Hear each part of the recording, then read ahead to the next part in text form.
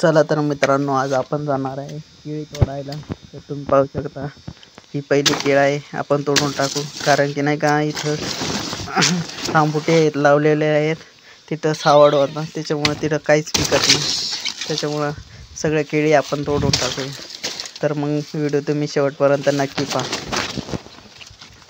तर चला, एक एक करून सगळे आपण केळी तोडून टाकूया.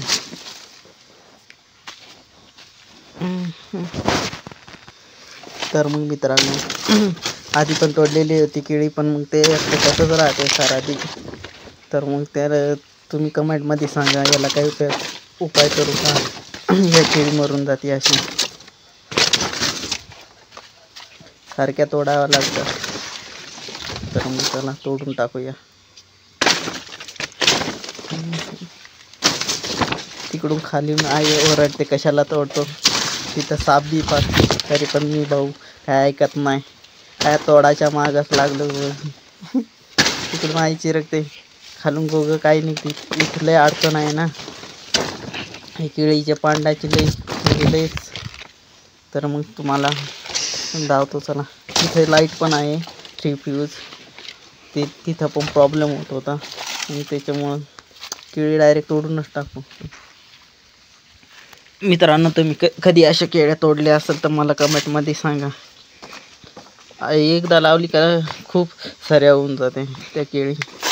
ही तुम्ही पाहू शकता, आमची 3 फ्यूज लाईट, म्हणजे लाईट चालू आहे तरी पण तोड राहिलेलं आहे.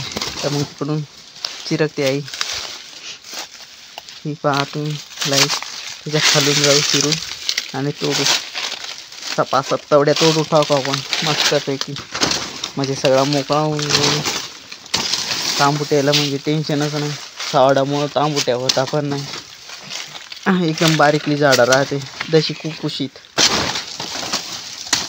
मग त्याला फुलं पण डसती नाही आणि काहीच नाही, एकदम अशी छोटे छोटे झाडं राहतात.